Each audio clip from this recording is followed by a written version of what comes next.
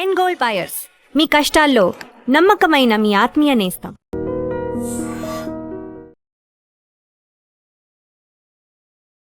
I dream చూస్తున్న ప్రేక్షకులందరికీ నమస్కారం. ఈరోజు మనతో పాటు ప్రముఖ ఆధ్యాత్మికవేత్త, జ్యోతిష్య పండితులు, ఇంటర్నేషనల్ అవార్డు గ్రహీత, శ్రీ విద్యా ఉపాసకులు డాక్టర్ బమిడి సుదర్శన్ శర్మ గారు మనతో పాటు ఉన్నారు. గురుగారితో మాట్లాడదాం. నమస్కారం గురుగారు. నమస్కారం అమ్మ. గురుగారు, నేటి కాలంలో చూస్తే పిల్లల్లో అంటే వీడియో గేమ్స్, ఎడ్యుకేషన్ ఇవన్నీ ఎక్కువైపోయి ఆధ్యాత్మికత అనేది వాళ్ళలో తగ్గిపోతుంది. అంటే భక్తి మార్గం అనేది ఒకప్పుడు కాలం చూసుకుంటుంటే ఇప్పుడు ఒకప్పుడు జనరేషన్లో గుడికి వెళ్ళడం అలా ఎక్కువ ఉండేది. ఇప్పుడు పిల్లల్లో చూసుకుంటే చాలా బిజీ అయిపోతున్నారు. పెద్దవాళ్ళు ఎంత బిజీ అవుతున్నారో వాళ్ళకన్నా ఎక్కువ పిల్లలు.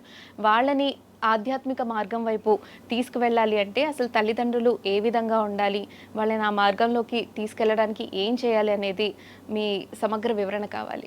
మంచి ప్రశ్న వేసావమ్మా. ఈ విషయం గురించి కాస్త మాట్లాడుకోబోయే ముందు ఆధ్యాత్మికంగా దైవ ప్రార్థనలోకి వెళ్ళి విషయంలోకి వెళ్దామమ్మా. మాతర్మే మధుకైడభగ్ని మహిష ప్రాణాపహారోద్యమే హేళా నిర్మిత ధూమ్రలోచనవదే హే చండముండార్దిని నిశ్శేషీకృత రక్తబీజదనుజే నిత్యేను శుంభావహే శుంభధ్వంసిని సంహరాసు దురితో దుర్గే నమస్తే అంబికే శాంతం పద్మాసనస్థం శశిధర మకుటం పంచవక్త్రం త్రినేత్రం శూలం వజ్రం చ ఖడ్గం పరశుమభయదం దక్షభాగే వహంతం నాగం పాశం చ ఘంటాం ప్రళయహుతవహం శాంకుశం వామభాగే నానాలంకారయుక్తం స్ఫటికమణి విభుం పార్వతీశం నమామి. శ్రీమాతా పార్వతీదేవి, పితాదేవో మహేశ్వరాయ నమో నమః. అస్మత్ గురు శ్రీ దత్తాత్రేయ సద్గురుభ్యో నమో నమః. అస్మత్ పితు శ్రీ భమిడి వెంకట సుబ్రహ్మణ్య శర్మ పాదారవిందాభ్యో నమో నమః. ప్రధానంగా నేటి సమాజంలో ఆధ్యాత్మిక చింతన అనేది పెద్దల్లోని లేదు, తగ్గింది, పిల్లల్లోనే తగ్గింది. అయితే పెద్దల్లో కాస్త ఏదో ఉన్నప్పటికీ పిల్లల్లో పూర్తిగా ఆధ్యాత్మిక చింతన అనేది పూర్తిగా లేదు. ఏమిటి అంటే దానికి సంబంధించి దానివల్లే ప్రస్తుత కాలంలో కూడా విపత్కరమైనటువంటి పరిస్థితులు తల్లిదండ్రులు ఎదుర్కొంటున్నారు.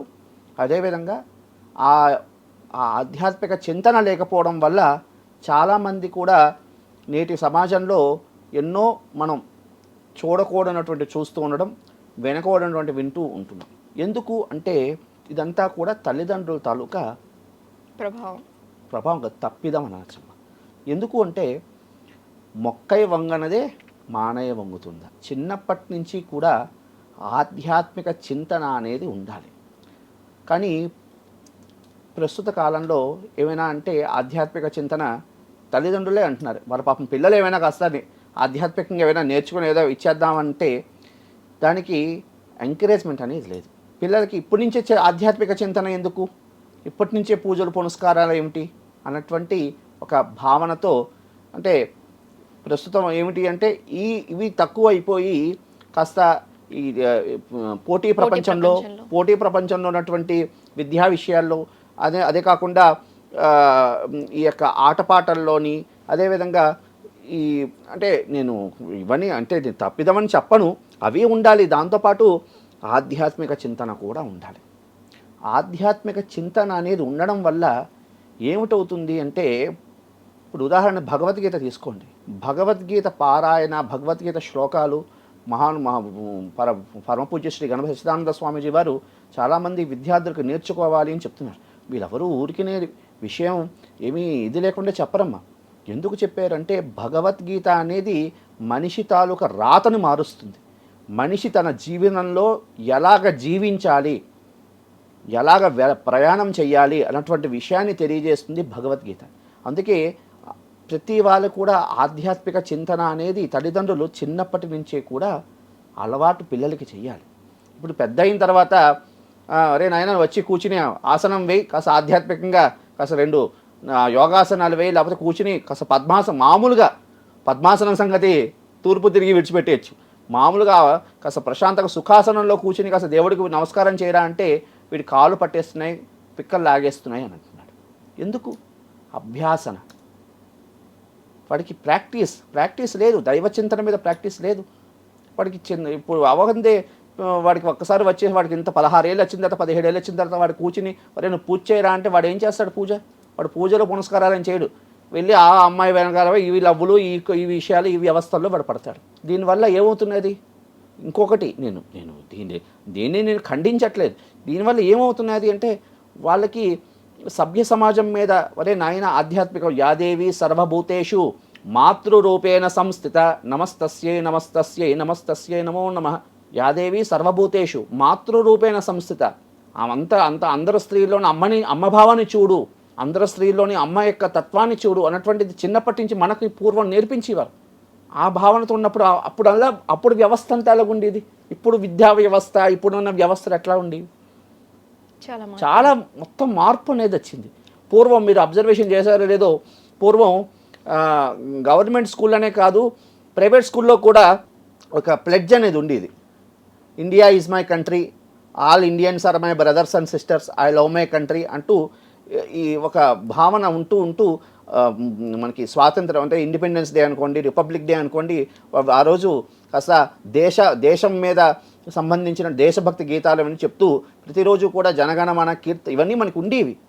ఇప్పుడు దేశభక్తి ఎవరికి ఉందమ్మా పిల్లలకి? ఈ మధ్య నేను రీసెంట్లీ నేను మా అపార్ట్మెంట్లో ఏదైనా రిపబ్లిక్ డే అయితే చిన్న పిల్లవాడు, వాడు 10 ఏళ్ళవాడు, వాడు వెళ్తే వేరే నాన్న ఇవాళ వెళ్ళలేదా నువ్వు ఇలా ఇండిపెండెన్స్ డే అంటే, ఎవరు వెళ్తారు గురువు గారు, వెళ్తే చాక్లెట్ ఇచ్చి పంపించేస్తారు అంతే. అంటే వాడికి దేశం మీద మన ఇండిపెండెన్స్ డే మీద మన దేశభక్తి అనేది వాడికి లేదు. ఈ పూర్వం మనకి అవన్నీ నేర్పించేవారు, ఇవన్నీ మనకు ఉండేవి పూర్వం. మన సనాతన ధర్మం విషయం మీద మన ఆధ్యాత్మిక చింతన ఇవన్నీ మారల్ వాల్యూస్ అనేది ప్రస్తుత కాలంలో తల్లిదండ్రులు పిల్లలకి నేర్పించట్లేదమ్మా. తత్కారణం చేత ఇప్పుడున్న వ్యవస్థ అంతా కూడా విచ్ఛిన్నమైపోతున్నది. ఇందులో కూడా శోచనీయ, ఇందులో మొహమాటం లేకుండా చెప్తున్నాను. ఇందులో విషయం అయితే పిల్లల్ని తీర్చిదిద్దే, వాళ్ళని ప్రయోజకం చేసి తీర్చిదిద్దే యొక్క విషయం అంతా కూడా బాధ్యత అంతా తల్లిదండ్రుల మీద ఆధారపడి ఉంది. వాళ్ళు ఆచరిస్తూ పిల్లల్ని ఆచరించమంటే వాళ్ళు ఆచరిస్తారు.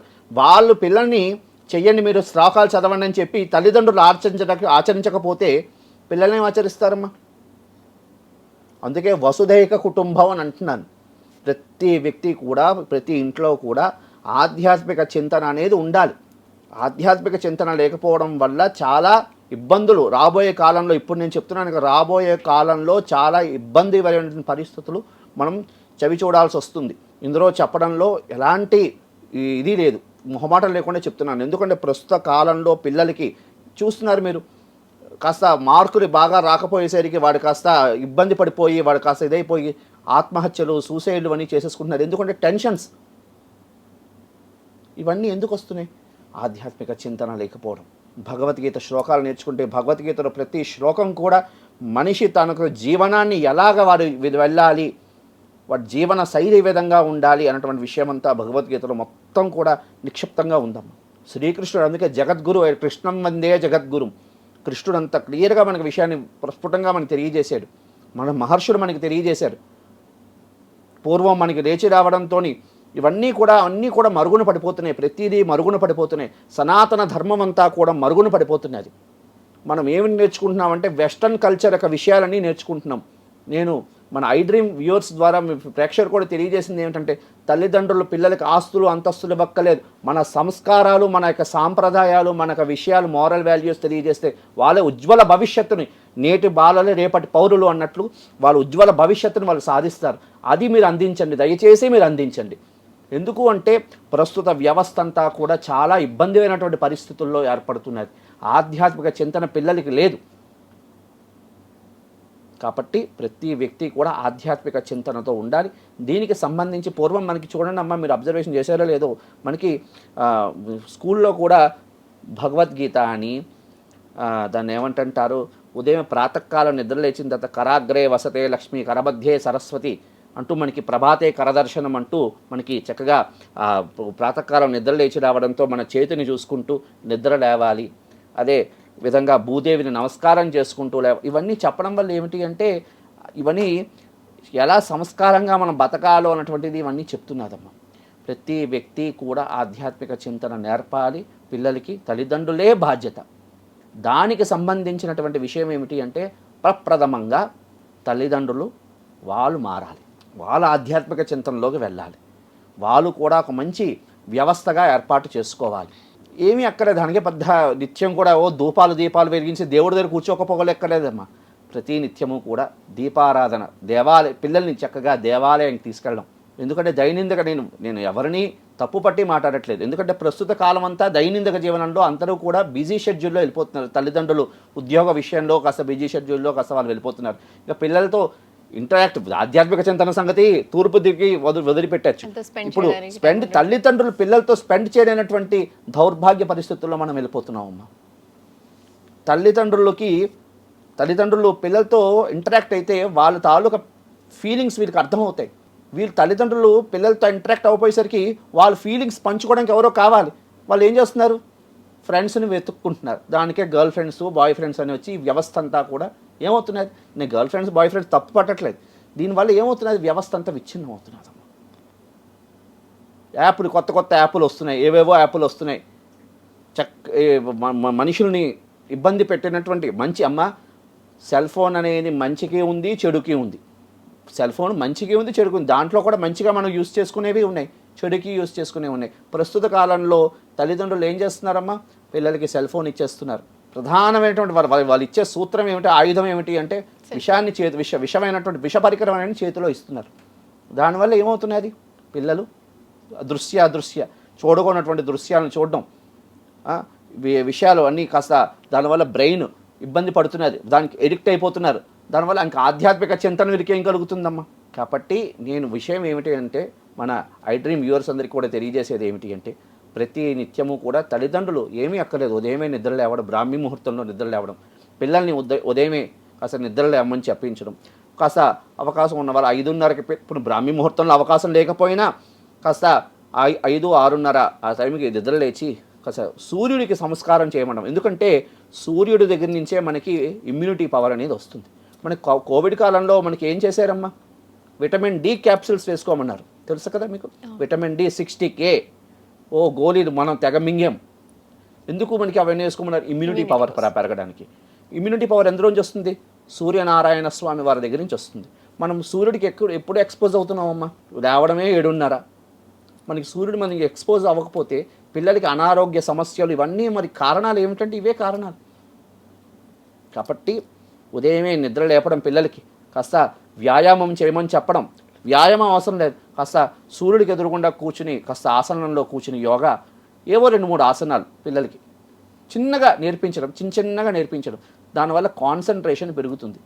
కాన్సన్ట్రేషన్ పెరిగి చదివింది కాస్త మెదడుకు వెళ్ళి వాళ్ళకి మెదడులో నిక్షిప్తం అవుతుంది. తద్వారా వాళ్ళకి మంచి భవిష్యత్ అనేది ఉంటుంది.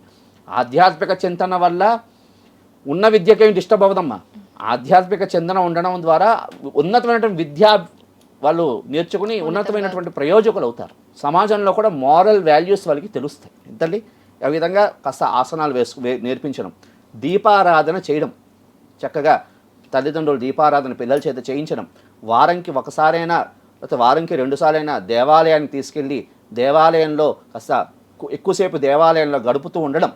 అదేవిధంగా అవకాశం ఉన్న వాళ్ళు భగవద్గీత పిల్లలకి శ్లోకాలు నేర్పించడం. అదేవిధంగా రామాయణం. కొన్నాళ్ళకి మన పరిస్థితులు ఏమైపోతాయో తెలుసా అమ్మ? రామాయణం, రాముడు ఎవరు అంటే ఎవరు, సీత అంటే ఎవరు అన్నటువంటి తెలియనటువంటి దౌర్భాగ్య పరిస్థితి మనం వెళ్ళిపోతామేమో అనిపిస్తున్నదమ్మా. పంచపాండవులు అంటే ఎంతమంది అంటే 10 మంది అని చెప్పే పరిస్థితికి వస్తుందేమో అన్నటువంటి భయమైనటువంటి పరిస్థితులు ఏర్పడుతున్నాయి. మనకి దశరథుడికి ఎంతమంది కుమారులు అంటే 10 మంది కుమారులు, 100 కుమారులు అని చెప్తారేమో అన్నటువంటి పరిస్థితులు ఏర్పడుతున్నాయి. రామాయణం అంటే ఎవరికీ తెలియట్లేదు, భాగవతం అంటే ఎవరికి తెలియదు, అష్టాదశ పురాణాలు అంటే ఎవరికి తెలియట్లేదు. ఇవన్నీ చక్కగా నేర్పించడం. రామాయణం మంచి ఎగ్జాంపుల్ అమ్మ పిల్లలకి. నేను ప్రధానంగా మీ ఐ డ్రీమ్ ఛానల్ ద్వారా విషయం తెలియజేసేది, వ్యూవర్స్ తెలియజేసేది ఏమిటంటే రామాయణంలో ప్రతి పాత్ర కూడా మనిషి తాలూకా జీవనం ఎలా నడపాలనే విషయం ప్రతిదీ తెలియజేస్తుంది. రాముడు పితృవాక్య పరిపాలకుడు, ఏకపత్ని వ్రతుడు. అదేవిధంగా అన్నదమ్ములు ఎలా ఉండాలో అని తెలియజేసేది రామాయణం. ఏకపత్ని, ఇప్పుడు చూస్తున్నాం ప్రస్తుత సమాజంలో వివాహ వ్యవస్థలు ఎలా ఇబ్బందులు అవుతున్నాయి, ఈ తెలియని విషయాలు ఏం కావు. ఇవన్నిటికీ మంచి ఎగ్జాంపుల్ బుక్ ఏంటో ఏమైనా ఉంది అంటే రామాయణం.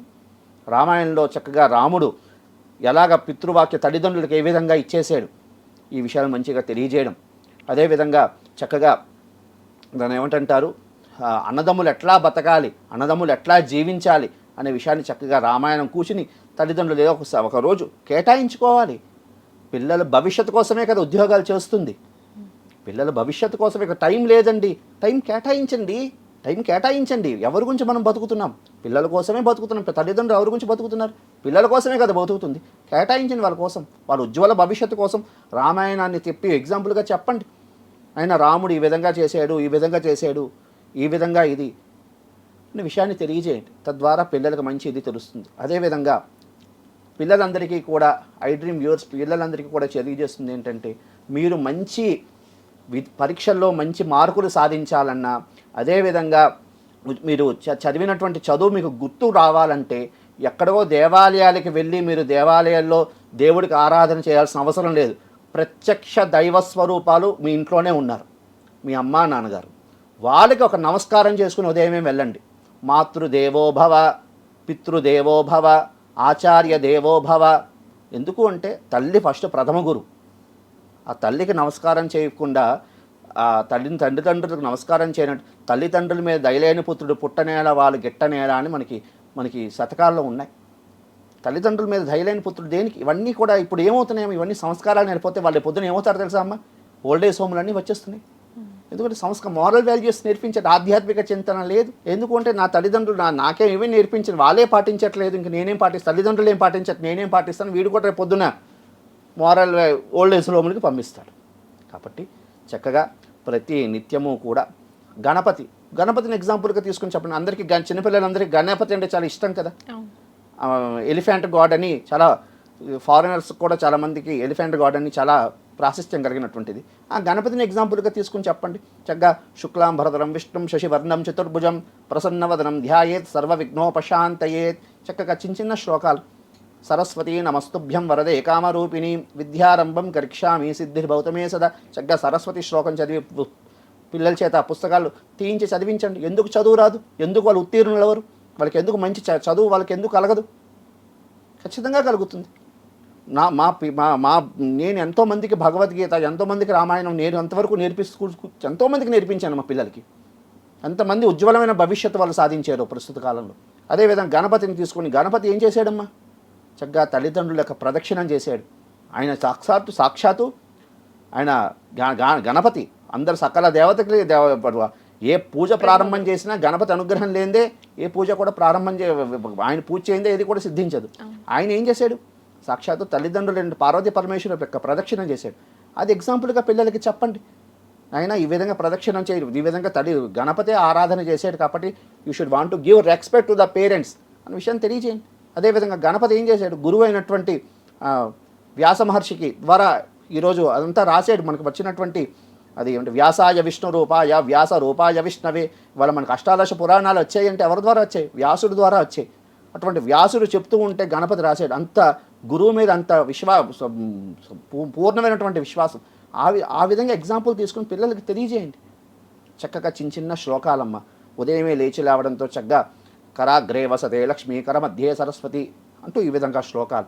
అదేవిధంగా సూర్యనారాయణ స్వామి వారికి రోజు నమస్కారం చేయమని చెప్పి వాళ్ళకి చక్కగా నమస్సవిత్రే జగదేకచక్షుషే జగత్ప్రసూతి స్థితినాశహేతవే త్రయీమయాయ త్రిగుణాత్మధారిణే విరించి నారాయణ శంకరాత్మనే అంటూ చక్కగా ఆ సూర్యనారాయణ స్వామి వారికి సంబంధించి ధ్యాన శ్లోకం చేసుకోవడం. సూర్యుడు భాస్కరుడు నమస్కార ప్రియుడు. ఆయనకు ఒక నమస్కారం పెడితే పిల్లల ఆరోగ్యాలు బాగుంటాయి. డాక్టర్లు చుట్టూరు తిప్పాల్సిన అవసరం లేదు.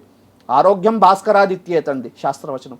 పిల్లలకి ఎక్కడ పిల్లలకి ఎంతెంత అనారోగ్యాలతో బాధపడుతున్నారు. వాళ్ళందరికీ చక్కగా ఉదయమే లేచి ఒక నమస్కారం చేస్తే సూర్యనారాయణ స్వామికి మొక్కల్లో నీళ్లు పోసి అర్ఘ్యం ఇచ్చి చేస్తే వాళ్ళ ఆరోగ్యాలు బాగుంటాయి, భవిష్యత్తు బాగుంటుంది కదమ్మా. కాబట్టి ఈ విధంగా నేర్పించడం. ప్రతి వారంకి 2 సార్లు దేవాలయాలకు తీసుకెళ్ళి దైవదర్శనం చేయిస్తూ ఉండడం, కాస్త భగవద్గీత అదేవిధంగా చక్కటి కీర్తనలు కాస్త నేర్పిస్తూ ఉండడం. ఈ విధంగా చేయడం ద్వారా నెక్స్ట్ అదేవిధంగా స్త్రీ మాతృస్వరూపిణి స్త్రీని చక్కగా మంచి భావనతో చూడాలి అన్నటువంటి మంచి సంస్కారాలు నేర్పడం. అదేవిధంగా స్త్రీకి కూడా అమ్మ చక్కగా గాజులు వేసుకోవాలి, మొహానికి బొట్టు పెట్టుకోవాలి, జడ వేసుకుని తిరగాలి, సనాతనమైనటువంటి దుస్తులు ధరించాలి అన్నటువంటిది ఇప్పటి నుంచే నేర్పిస్తే పిల్లలు రేపు పొద్దున ఎదవుతారు. ఎందుకు అంటే అమ్మ నేను దుస్తులు సంబంధించి చెప్తే అమ్మలందరూ నన్ను క్షమించాలి.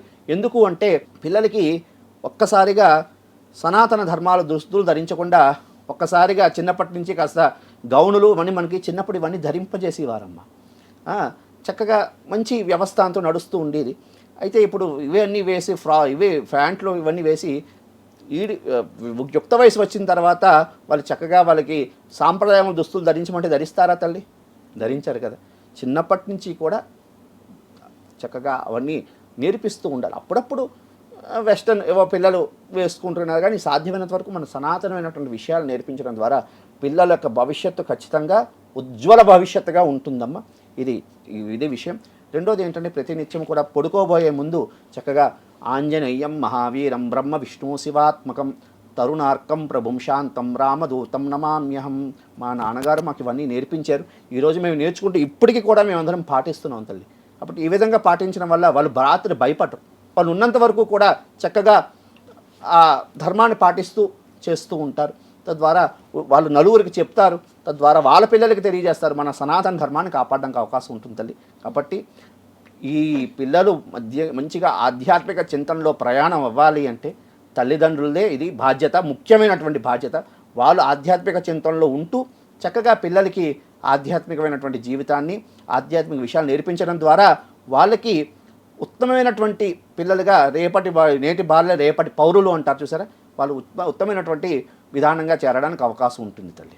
పిల్లల్లో భక్తిని ఏ విధంగా పెంచాలి, అలాగే వాళ్ళు మంచి మార్గంలో ఉజ్వల భవిష్యత్తులో వెళ్ళాలి అంటే తల్లిదండ్రులు ఏ విధమైన మార్గాన్ని అనుసరించాలి, వాళ్ళతో అనుసరింపజేయాలనేది చాలా చక్కగా వివరించారు. ధన్యవాదాలు గురుగారు. శుభమస్తు తల్లి. కాలే వర్షతు పర్జన్య పృథివీ శశశాలిని దేశోయం క్షోభరహిత బ్రాహ్మణా సంతు నిర్భయ స్వస్తి. శుభమస్తు.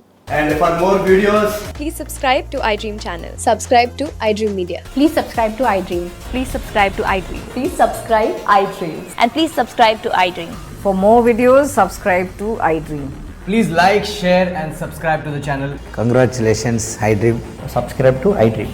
Subscribe to iDream. So subscribe to iDream Media. iDream ki iDream team andarki huge congratulations. Please subscribe iDream Media. Please subscribe to iDream. Subscribe iDream. Please subscribe to iDream. iDream అంటే నా కళల ఛానల్ సబ్స్క్రైబ్ చేసుకున్న నోరు తిరుగుతలేదు, మీరైతే గంట గుర్తు కొట్టండి. For more such videos, please subscribe to iDream. Subscribe to iDream. Please subscribe to iDream. Please subscribe iDream Media. Please do subscribe to iDream. Please subscribe to iDream Media. For best entertainment and information, please subscribe iDream. And don't forget to subscribe to iDream.